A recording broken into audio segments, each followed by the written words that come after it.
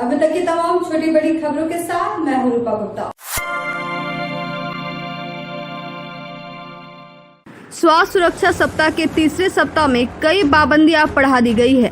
इसी में निजी वाहन के लिए ई पास अनिवार्य कर दिया गया है। इसी को देखते हुए गिरिडीह में लगातार चेक इन अभियान चलाया जा रहा है। रविवार को डीएसपी संजय राणा के नेतृत्व में कई जगह वाहन जांच अभियान चलाया गया। चेक इन अभियान में एसआई अमरजीत सिंह सहित कई पुलिस के जवान शामिल थे। अभियान के तहत बिना ई पास के 2 चक्का और 4 चक्का न चले और लोगों को कोरोना के फैलाव और उसके बचाव के लिए लोगों को अनिवार्य रूप से मास्क लगाकर और सोशल डिस्टेंसिंग का पालन करने के लिए जागरूक किया गया। वहीं चेक इन अभियान के दौरान बारात में जा रही गाड़ियों में ज्यादा आदमी को बैठाकर ले जाने वाले गाड़ी का चालान भी काटा गया और डीजे पर प्रतिबंध होने के बावजूद कहीं शादी से लौट रही डीजे की टेम्पो को रोककर उसका भी फाइन वसूला गया। बेवजह घर से न निकलने की लोगों से अपील भी की गई। डीएसपी संजय राणा ने कहा कि स्वास्थ्य सुरक्षा सप्ताह को लेकर लगातार पुलिस प्रशासन चेक इन अभियान चला रही है और बिना ई पास के निकलने वालों से फाइन वसूला जा रहा है। वहीं लोगों को समझाया जा रहा है कि बारात ना निकाले और शादी में लड़का और लड़की पक्ष से सिर्फ 11 लोगों को ही शामिल होने का गाइडलाइन है। इसका सभी लोग पालन करें, नहीं तो उन्हें फाइन किया जाएगा और अनावश्यक लोग घर से बाहर ना निकले और अति आवश्यक हो तभी ई पास लेकर निकले। उन्होंने अपील किया कि सरकार के जारी गाइडलाइन का अनुपालन करें और कोरोना की चेन को तोड़ने के लिए पुलिस का सहयोग करें।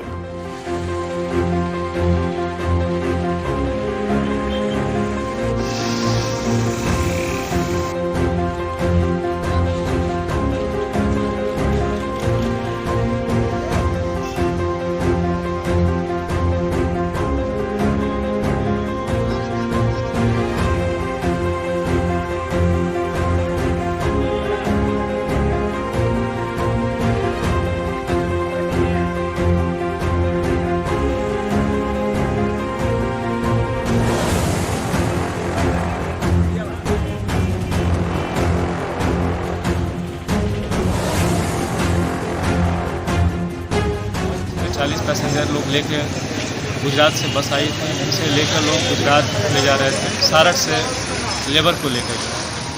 अभी इंटर स्टेट गाड़ियों का चलना मना है। उस पर जो है हम लोग थाना पर उसको रखे हुए हैं। अब उस पर केस होगी। मजिस्ट्रेट साहब को बुलाए हुए हैं। जो भी कोविड का नियमों का उल्लंघन हो रहा है उनके विरुद्ध सख्त से सख्त कार्रवाई हो रही है। लोगों से अनुरोध है कि लोग घरों में रहें, कम से कम निकलें। बारातों में भी जो है कम से कम लोग जो है, बारात तो निकलना है ही नहीं। जो शादियां हो रही है 11 आदमी से ऊपर शरीक नहीं हो, क्योंकि बहुत सारी बाराती गाड़ियां मैं देख रहा हूं, सबों में 10-12 आदमी लोग जा रहे हैं और सबों पर फाइन दिया है। उल्लंघन तो हो रहा है, लेकिन सख्त कार्रवाई भी हो रही है। जब तक कार्रवाई होती है लोग डरे रहते हैं, फिर कुछ समय के बाद फिर लोग उसी रूप में आ जाते हैं। जब तक कार्रवाई होती है तब तक साथ रहते हैं। ये कॉन्टीन्यूस हम लोग का रिपोर्ट है कि भीड़ कम हो, लोग जागरूक हो, अपने घरों में रहें। ऐसा नहीं है कि फिर जो है संक्रमण और ज़्यादा फैले। हम लोगों ने बहुत कोशिश की, संक्रमण का रेट भी घटा है और थोड़ी और शक्ति लोग या फिर जो है अपना संयम बरते तो कम से कम यह संक्रमण हमारा 0 पर हो जाएगा।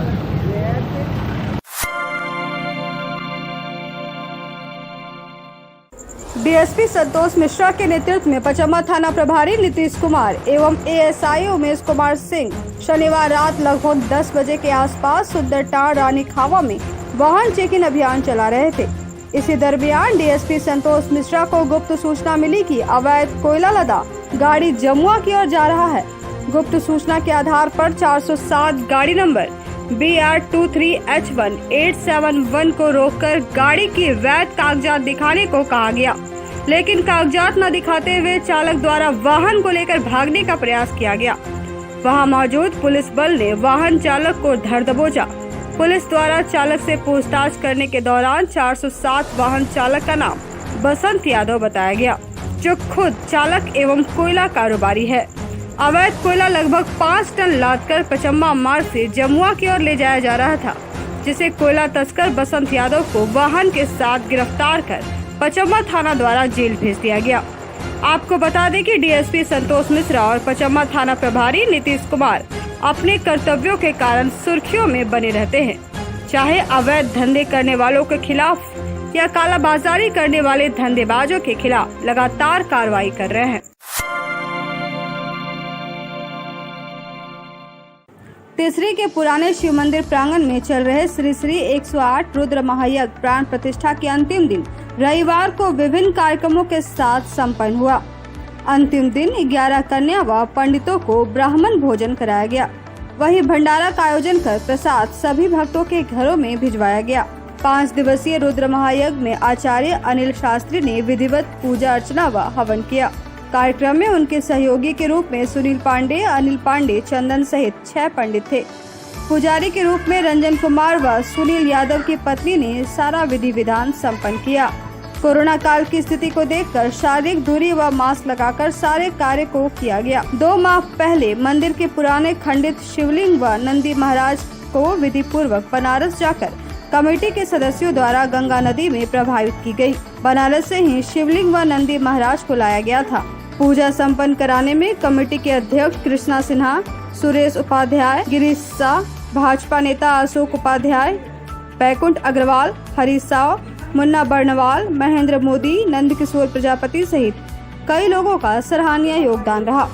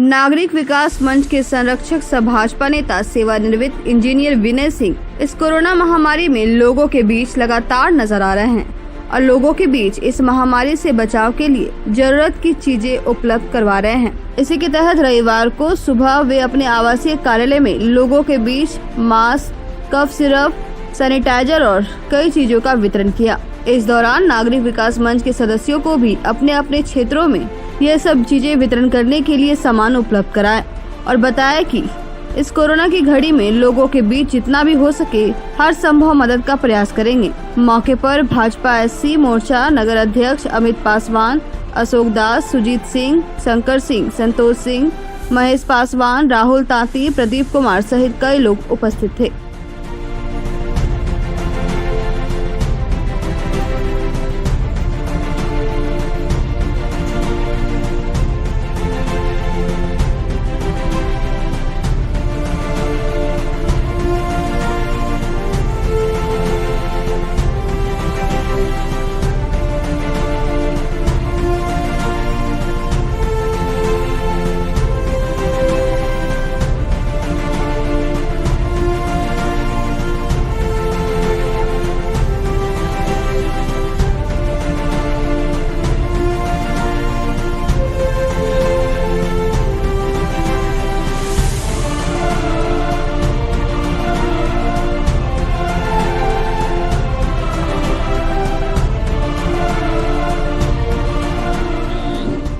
वर्षों से कोविड-19 महामारी पूरे विश्व में फैला हुआ है, लेकिन कोविड की दूसरी लहर में झारखंड सहित हम लोगों के देश भारतवर्ष में यह महामारी का रूप ले लिया है।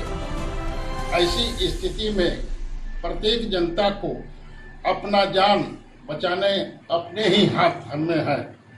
मैं सभी से अपील करता हूं कि आवश्यकता अनुसार ही घर से बाहर निकलें और 2 गज की दूरी और मास्क जरूरी का निश्चित रूप से पालन करें और जो कोविड नियम है उसका निष्ठापूर्वक पालन करें।